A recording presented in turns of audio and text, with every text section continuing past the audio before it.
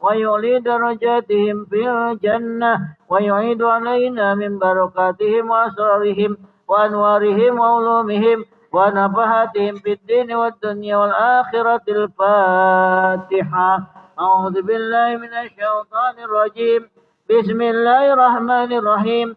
الحمد لله رب العالمين الرحمن الرحيم مالك يوم الدين إياك نعبد وإياك نستعين اهدنا الصراط المستقيم صراط الذين أنعمت عليهم غير المغضوب عليهم ولا الضالين. آمين.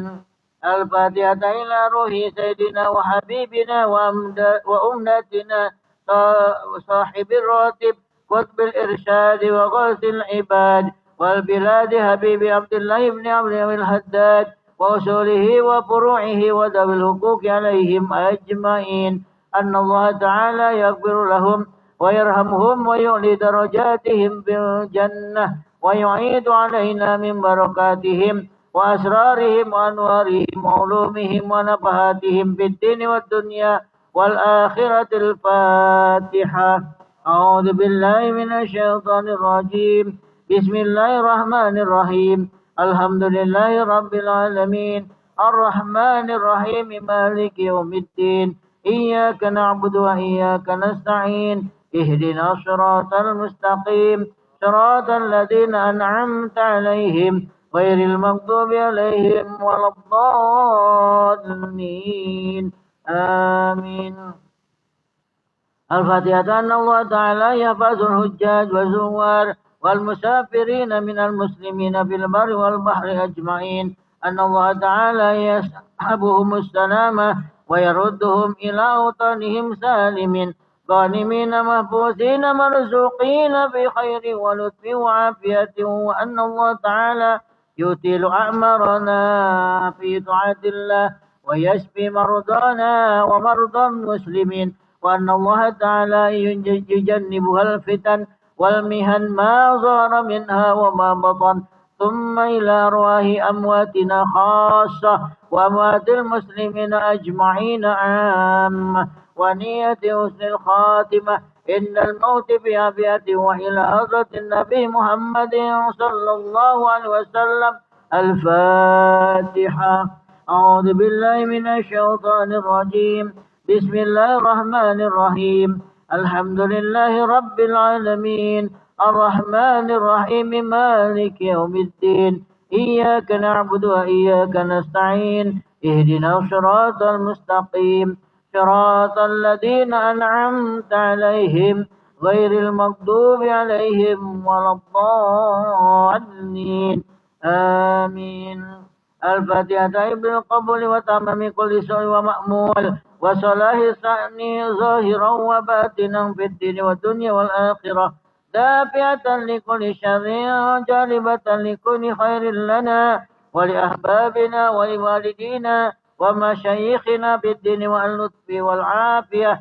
وعلانية أن الله تعالى ينور قلوبنا وقوالبنا مع الهدى والتقى والأباب والموت على دين الإسلام والإيمان بلا مهنة ولا امتحان بحق سيدنا ولد أدنان ولكل نية صالحة. وإلى حضرة الحبيب محمد صلى الله عليه وسلم. الفاتحة. أعوذ بالله من الشيطان الرجيم. بسم الله الرحمن الرحيم. الحمد لله رب العالمين الرحمن الرحيم مالك يوم الدين إياك نعبد وإياك نستعين اهدنا الصراط المستقيم صراط الذين أنعمت عليهم غير المغضوب عليهم ولا الضالين. آمين. أستغفر الله العظيم أستغفر الله العظيم أستغفر الله العظيم من كل ذنب عظيم. بسم الله الرحمن الرحيم. الحمد لله رب العالمين حمدا يوافي نعمه ويكافئ مزيده. يا ربنا لك الحمد كما ينبغي لجلال وجهك ولعظيم سلطانك. سبحانك لا نحصي ثناء عليك أنت كما أثنيت على نفسك. ولك الحمد حتى ترضى ولك الحمد إذا رضيت ولك الحمد بعد الرضا.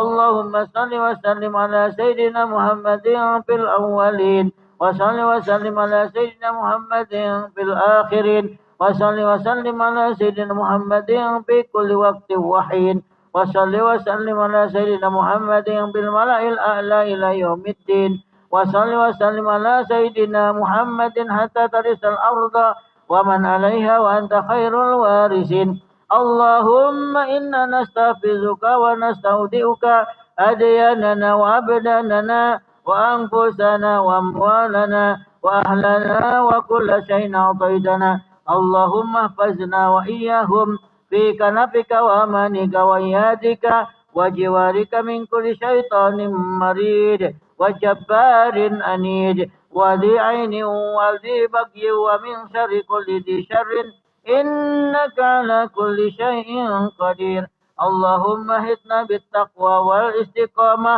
وأعدنا من مجيبة الندامة في الحال والمال إنك سميع الدعاء وصل اللهم بجمالك وجلالك على سيدنا محمد وعلى آله وصحبه أجمعين ورزقنا كمال المتابعة له ظاهرا وباطنا يا أرحم الراحمين اللهم إنا نسألك رضاك والجنة ونعوذ بك من سخطك والنار اللهم إنا نسألك رضاك والجنة ونعوذ بك من سخطك والنار اللهم إنا نسألك رضاك والجنة ونعوذ بك من سخطك والنار يا عالم السر منا لا تتك الستر عنا وعافنا واعف عنا وكلنا حيث كنا يا عالم السر منا لا تتك الستر عنا وعافنا واعف عنا وكلنا حيث كنا يا عالم السر منا لا تهتك الستر عنا وعافنا واعف عنا وكلنا حيث كنا يا الله بها يا الله بها يا الله بحسن الخاتمة يا الله بها يا الله بها يا الله بحسن الخاتمة يا الله بها يا الله بها يا الله بحسن الخاتمة يا لطيف لم يزل ألطف بنا فيما نزل إنك لطيف لم تزل ألطف بنا والمسلمين يا لطيف لم يزل ألطف بنا فيما نزل إنك لطيف لم تزل ألطف بنا والمسلمين يا لطيف لم يزل ألطف بنا فيما نزل إنك لطيف لم تزل ألطف بنا والمسلمين يا أمان الخائفين آمنا مما نخاف يا أمان الخائفين سلمنا مما نخاف يا أمان الخائفين نجنا مما نخاف دعوهم بها سبحانك اللهم وتحيتهم بها سلام وآخر دعوهم أن الحمد لله رب العالمين الفاتحة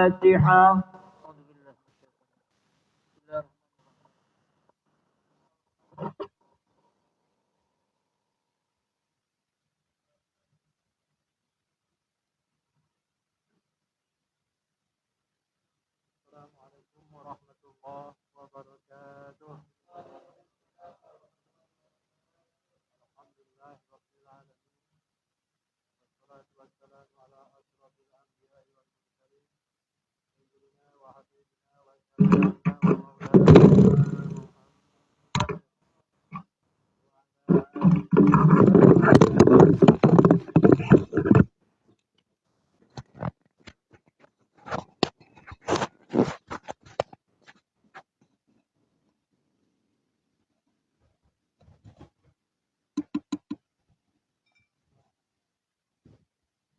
Pada malam hari ini kita berada di tempat yang paling mulia. Berulang kali saya sampaikan tidak ada tempat yang mulia di dunia ini kecuali masjid Allah. Masjid Allah.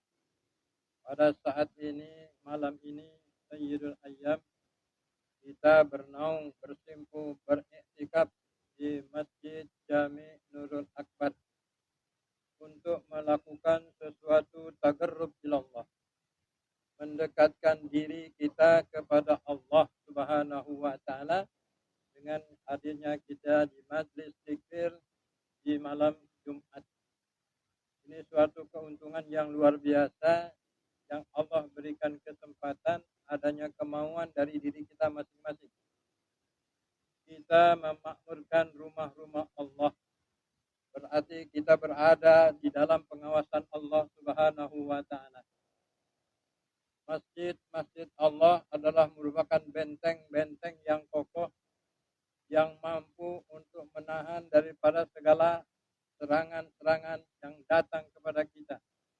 Wabil khusus serangan-serangan yang datangnya dari yaitu setan laknatullah.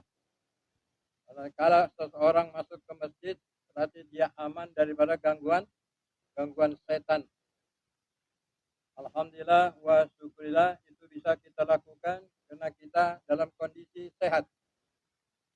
Sehat jasmani dan juga sehat rohani kita. Maka berulang saya sampaikan manakala dua unsur pokok yang berada dalam diri kita dalam kondisi sehat, maka sempurnalah kita sebagai hamba Allah Subhanahu wa Ta'ala. Alhamdulillah wa syukurillah. Berkat adanya iman yang Allah berikan khusus kepada orang-orang atau hamba-hambanya yang dikehendaki, kita pertahankan dan kita sumber kebangkan iman tersebut dengan senantiasa kita mau mendengarkan nasihat-nasihat agama yang disampaikan oleh siapapun juga. Asalkan semua yang disampaikan itu tidak terlepas kaitannya dengan dua pedoman pokok dalam kehidupan kita, yaitulah Al-Quran dan hadis daripada Nabi kita Muhammad Sallallahu Alaihi Wasallam. Tentunya salawat dan salam senantiasa tercurah kehadiran baginda Rasul junjungan kita Nabi besar Muhammad Sallallahu Alaihi Wasallam beserta keluarga, para sahabat dan para pengikutnya yang selalu istiqomah secara terus-menerus menghambakan diri semata-mata hanyalah kepada Allah Subhanahu wa Ta'ala. Hadirin yang dirahmati oleh Allah Subhanahu wa Ta'ala.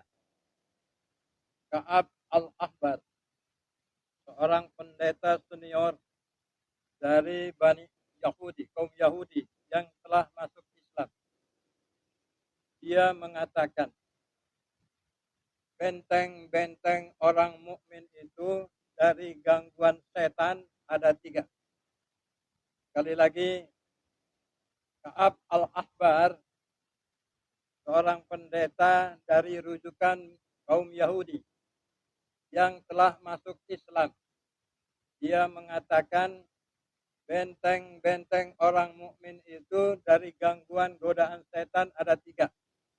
Ini perlu digarisbawahi. Apa yang 3 itu? Yang pertama, masjid. Masjid di samping rumah Allah adalah merupakan benteng. Benteng yang mampu untuk menahan daripada gangguan, godaan, serangan dari musuh-musuh yang selalu menginginkan kita ini ingkar kepada Allah Subhanahu wa Ta'ala. Jadi seseorang apabila masuk ke masjid dengan niat terus ikhlas mencari keridhaan Allah Subhanahu wa Ta'ala, berarti dia telah aman dari gangguan, godaan setan dan godaan, gangguan dari siapapun juga. Maka pantaslah dikatakan masjid ini adalah benteng. Benteng itu untuk bertahan diri daripada serangan yang datang dari manapun juga.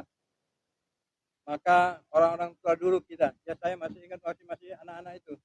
Kalau ada sesuatu yang mengkhawatirkan, masuk ke masjid. Berarti dia mencari aman. Jangan kemana-mana, lari saja ke masjid. Insya Allah aman. Allah akan pelihara daripada gangguan-gangguan apapun juga yang datang kepada kita sekalian. Maka Ka'ab al-Ahbar itu mengatakan demikian. Jadi benteng orang-orang mukmin itu dari gangguan serangan setan adalah masjid. Masjid tempat singgahnya para malaikat. Ini malam malaikatnya kumpul sama kita ini. Cuman kasat mata kita nggak bisa diberikan kemampuan untuk melihat makhluk Allah yang halus ini. Tapi kita yakin malaikat itu kerjanya mampir kepada yaitu ahli-ahli zikir, ahli-ahli ilmu, majlis-majlis ilmu, majlis-majlis zikir. Mereka akan datang bersama-sama kita ini seraya berdoa. Mudah-mudahan yang hari ini mendapatkan keberkahan dari Allah Subhanahu wa Ta'ala dunia sampai akhirat. Malaikat banyak sekali sekarang hadir ini. Cuman kita tidak lihat saja. Ini harus kita yakini. Maka masjid itu salah satu tempat singgahnya para malaikat. Maka sering-seringlah masuk ke masjid. yang hadir sekarang ini ada 2 kelompok daripada 7 kelompok yang akan mendapatkan naungan, di mana tidak ada naungan kecuali naungan dari Allah Subhanahu wa taala. Kapan itu? Itulah di hari kiamat nanti. Golongan yang pertama sabun nasa'a fi ibadillahi ta'ala. Golongan yang pertama daripada 7 golongan yang hadir sekarang ini adalah pemuda yang tekun beribadah kepada Allah Subhanahu wa taala. Apabila Anda Anak Risma ini mati sekarang, mau nggak mati sekarang? Umpama mati sekarang, adik-adik akan mendapatkan naungan, di mana tidak ada naungan kecuali naungan yang berikan Allah Subhanahu wa taala kepada 7 golongan. Di antara 7 golongan adalah pemuda yang tekun ibadah kepada Allah Subhanahu wa taala. Golongan yang kedua dari bapak-bapak, rajulun qalbuhu mu'allakun bil masjid. Yaitu seseorang yang hatinya selalu terpaut kepada masjid, cinta kepada masjid, mundar-mandir dari rumah ke masjid, lebih-lebih malam Jumat ini. Jadi kalau kita hitung dengan jari, kalah anak ya, bapak-bapak kalah sama anak Krisma. Ya sekarang lumayan, alhamdulillah banyak nih, 4, 5, 6, 7, 8, Maul. Bapak-bapak apa pemuda Maul? Pertengahan ya. Pertengahan antara tua dan muda itu. Alhamdulillah bisa hadir. Jadi ada 2 golongan sekarang ini yang akan mendapatkan naungan, di mana tidak ada naungan kecuali naungan yang Allah berikan kepada, yaitulah orang yang dikehendaki tadi. Dari 7 golongan sekarang ini ada 2 golongan, pemuda dan bapak. Insya Allah kita akan mendapatkan naungan dari Allah Subhanahu wa taala. Yang kedua, kata Ka'ab al-Ahbar, zikrillah. Orang yang selalu berzikir kepada Allah Subhanahu wa taala, mengagungkan asma kebesaran Allah Subhanahu wa taala dengan kalimat-kalimat thayyibah, dengan membaca Quran, zikir dan mengagungkan asma kebesaran Allah, ini adalah orang-orang yang terpelihara, orang-orang mukmin yang bisa bertahan, bisa mengatasi daripada gangguan godaan setan. Zikir. Masjid ini identik dengan banyak orang yang berzikir. Membaca Quran, dia berdialog kepada Allah Subhanahu wa taala, mendengarkan nasihat-nasihat agama, berzikir. Ini adalah suatu tempat yang sangat disenangi oleh para malaikat Allah Subhanahu wa taala, ya. Zikir. Jadi di masjid ini pertama adalah benteng yang paling aman, ya, kita berzikir kepada Allah Subhanahu wa taala. Tadi kan kita sudah sama-sama adik-adik baca surah Yasin, dilanjutkan dengan Ratibul Hadat. Sedikit ulasan dari saya sebagai nasihat, barangkali ada manfaatnya, ya. Jadi itu kata Ka'ab al-Ahbar. Maka sering-seringlah kita mundar-mandir, lazimkan langkah kita untuk ke masjid. Berlama-lama di masjid, iktikafnya saja, tidak ngapa-ngapain.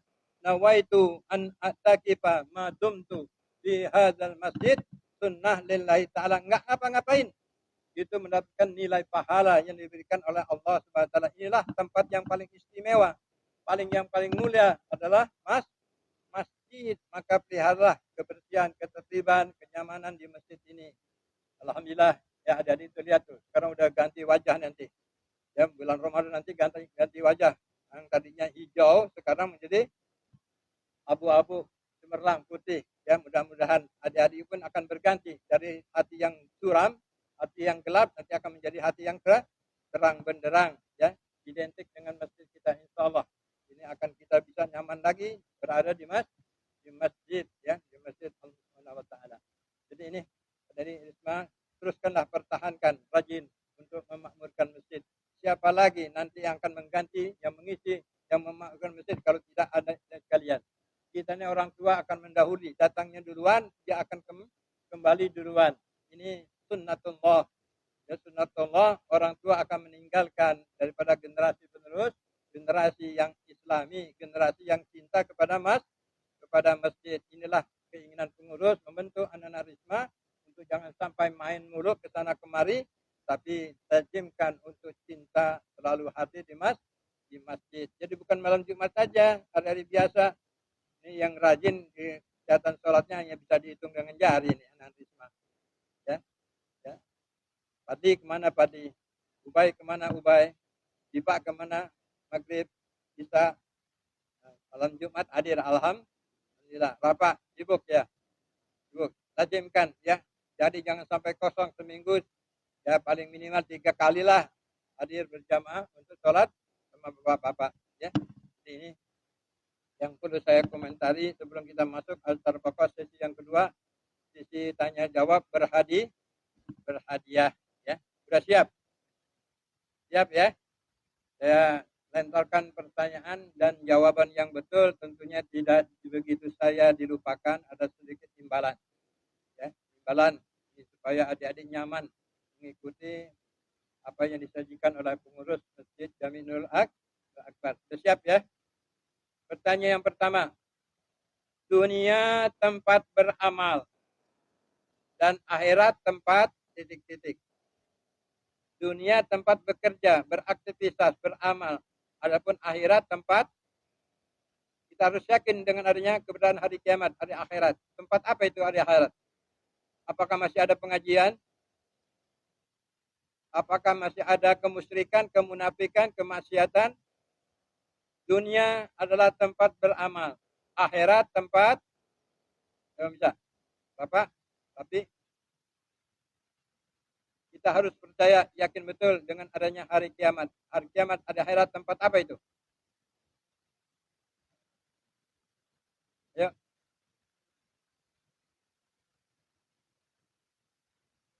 Fajar? Apa? Bapak? Ini satu Irsyad, mana Irsyad? Oh ada Irsyad. Irsyad, ayo.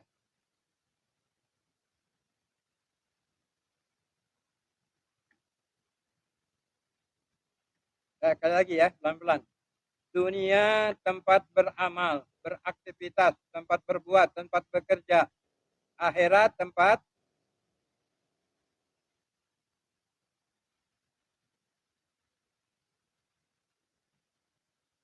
kalau orang kerja udah selesai diapain? Orang bekerja, selesai bekerja, setelah itu ya, lanjut. Hah? Yang keras. Panen. Ya, ngambil hadis. Ad-dunya majra'atul akhirah. Dunia itu tempat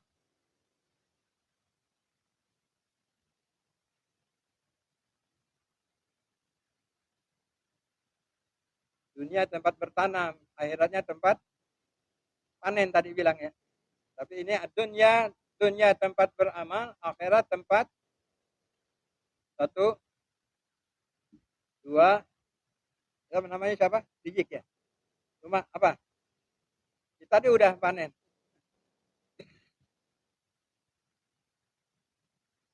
Persamaannya itu dengan panen apa? Dunia tempat beramal, akhirat tempat tadi apa? Ya, tapi itu jawabannya ahsanta. Tempat menerima bala. Betul. Rapi hebat memang. Yuk, sini sih. Tempat menerima balasan.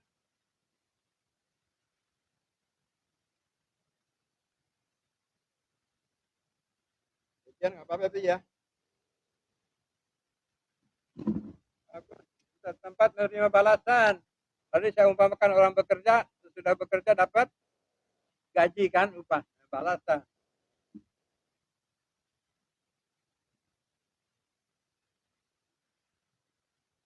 Masih berbicara masalah dunia. Sekarang kita tinggal di dunia. Dunia bersifat fana. Akhirat bersifat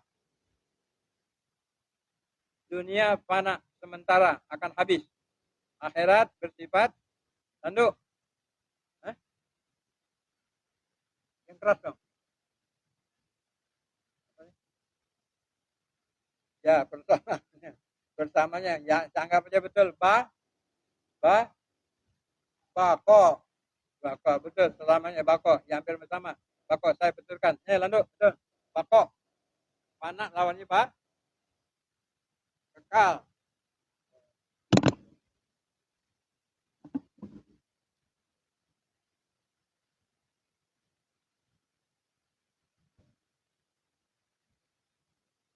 Dengarkan. Bapak, dengarkan. Dengarkan sama.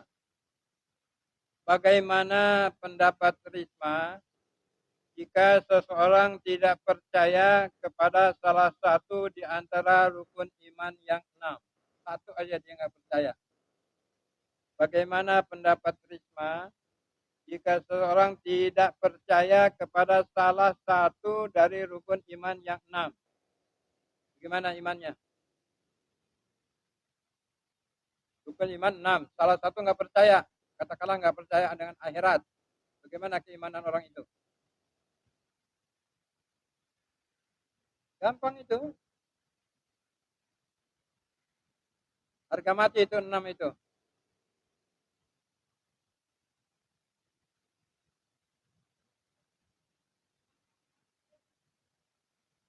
Salah satu dia tidak percaya dengan rukun iman yang 6 itu. Satu aja yang nggak percaya. Maka imannya menjadi,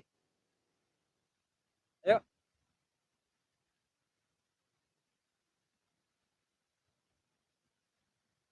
Putri.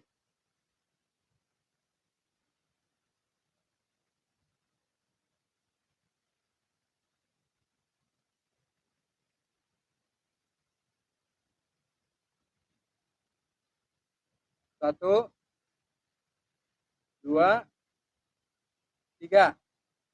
Bisa ya? Batal atau rusak. Satu saja rusak keimanannya dia. Paham? Yang 4. Seseorang yang telah mengakui dengan lisan, membenarkan dengan hati, dan mengerjakan dengan anggota tubuh. Orang tersebut disebut orang yang telah mengakui dengan lisan. Ayo. Membenarkan dengan hati. Dibuktikan dengan perbuatan anggota tubuh. Orang itu disebut, kemarin dia pesan ya. Ayo. Ya, apa? Ya, orang yang beriman, betul. Terus ini. 3 syarat itu menjadi orang yang beriman. Iman yang betul-betul, bukan iman hanya lisan saja. Betul, bagus.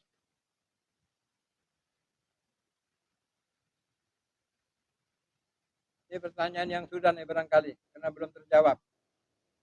Apa yang dimaksud dengan doa? Supaya Anda jangan bermain-main kalau imam sedang doa. Karena tahu maksud doa itu apa. Apa yang dimaksud dengan doa? Ustaz? Doa saya kita angkat tangan itu. Amin, amin, amin. Apa maksudnya doa itu? Apa yang dimaksud dengan doa? Apa?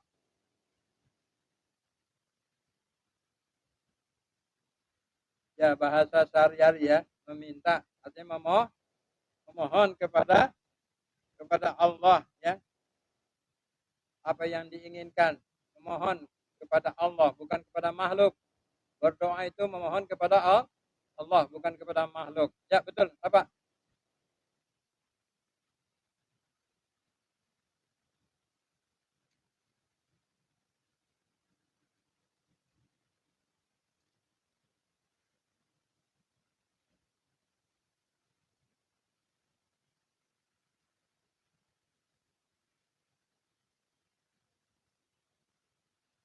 Tanya berikutnya. Kewajiban yang harus dilakukan oleh setiap muslim antara lain sholat 5 waktu, sholat Jum'ah, dan puasa di bulan suci Ramadan. Itu hukumnya apa? Wajib apa? Tinggal nambahin. Wajib apa itu?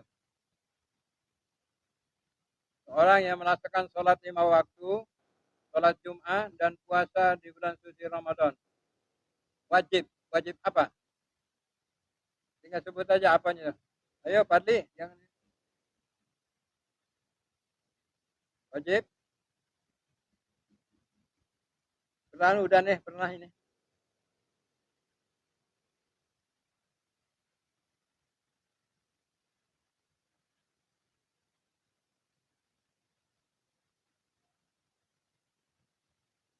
Sudah.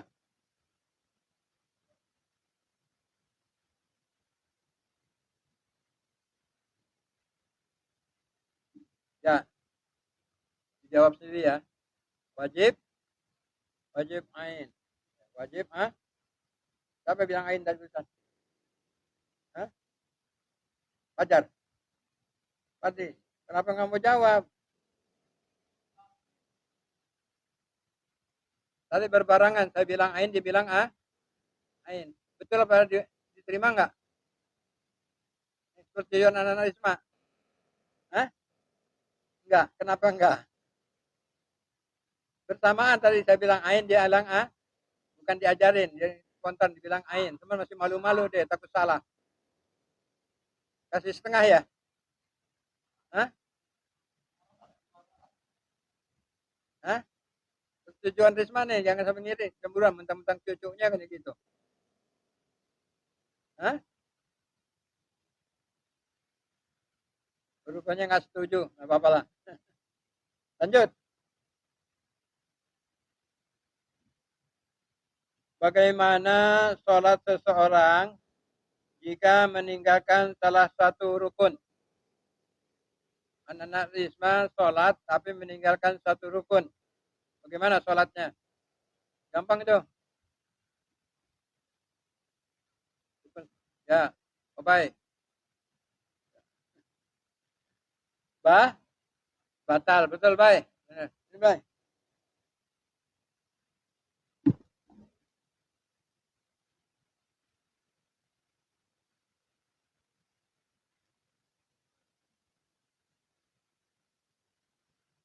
Selanjutnya, ini gampang-gampang ini.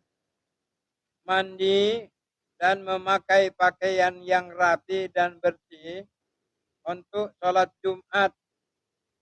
Apa hukumnya? Mau sholat Jumat, mandi, memakai pakaian yang bersih dan rapi untuk sholat Jumat. Apa hukumnya? Ya, Fadli. Biarin ditahan dulu, biarin. Biar bingung. Ya, ya. Betul, Fadli. Ya, sini. Sunnah. Ya, sunnah. Sangka, Fadli.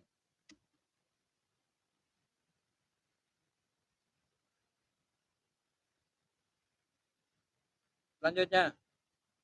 Membaca amin setelah selesai membaca suratul Fatihah, apa hukumnya?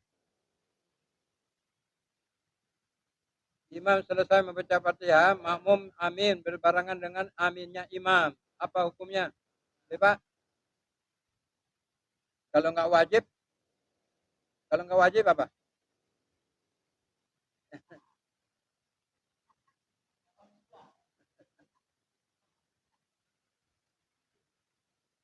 Jadi nggak ada bocoran ya, nggak ada jawaban kedua ya. Kalau nggak wajib sunnah hayat, ya sunnah hayat, tidak perlu sujud sahwi. Ya, dengarkan, salah Pak, ya, bukan wajib sunnah hayat. Coba lapatkan kalimat tasmi di dalam sholat. Coba ucapkan kalimat tasmi di dalam sholat. Gampang. Coba ucapkan kalimat tasmi di dalam sholat. Ayo. Ustaz. Anda praktekkan itu setiap saat dia bersolat. Cuma namanya asing barangkali. Ucapan tasmi dalam kalimat dalam sholat. Kalimat tasmi dalam sholat. Apa itu?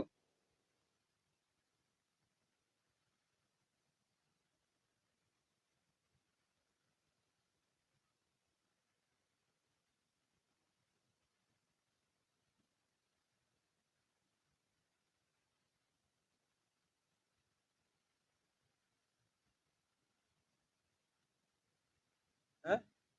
Kalimat tasmi. Ayo.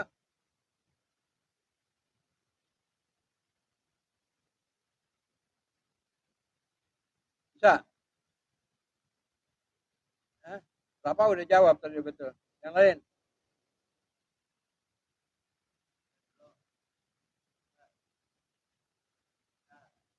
Tadi udah dapat tadi?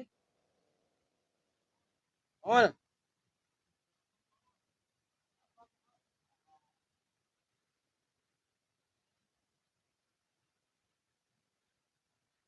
dari ruku ke sujud mengucapkan apa itu?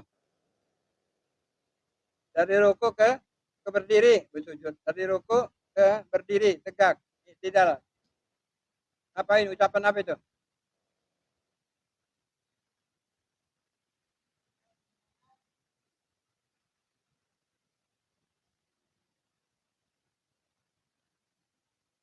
Hah?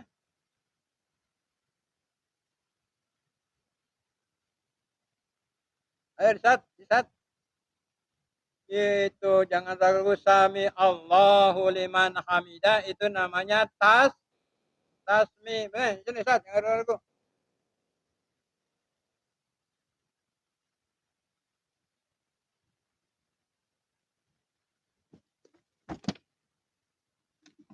Ulangan nih supaya habis.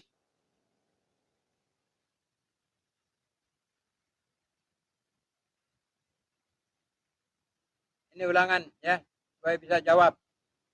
Sujud yang dilakukan 2 kali menjelang salam karena ragu-ragu jumlah rokaat sholat disebut sujud 2 kali karena ragu-ragu dari bilangan rokaat disebut sujud Adri. Ya, sujud sah. Ya, ini betul. Ulangan sampai habis. Ini betul. Sujud sah sawi.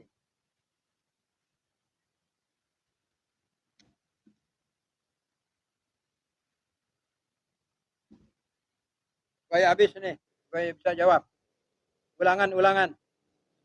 Orang yang tertinggal mengikuti sholat berjamaah disebut apa? Ya, masbuk. Ya, sini, Pak. Habis. Yang belum dapat siapa? Landu udah dapat belum? Fajar sama Maul. Ini belum. Yang tengah siapa?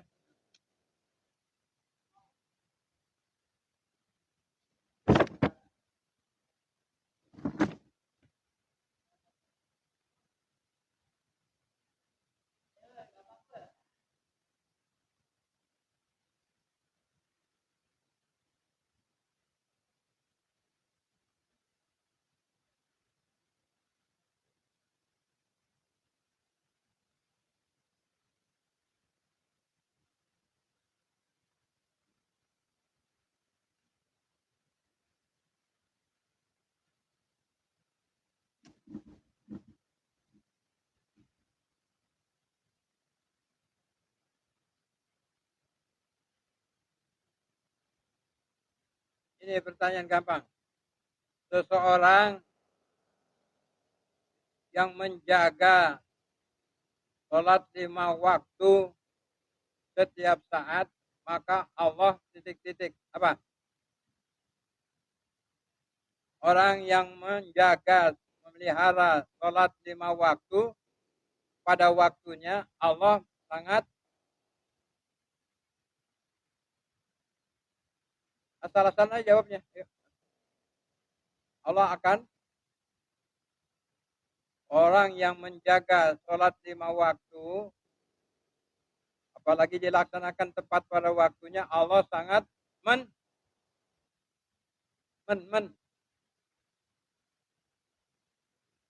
Ayo habisin satu lagi Yang belum, siapa yang belum? Fajar. Fajar. Men.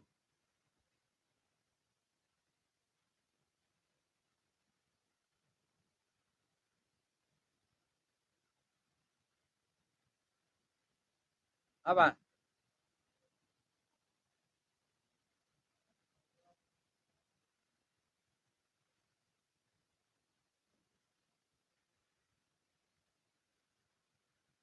orang yang sanggup atau menjaga sholat 5 waktu tepat pada waktu, Allah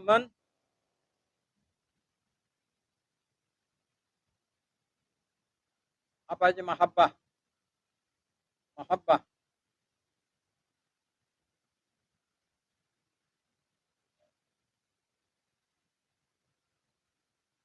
Ayo Fajar, satu lagi nih.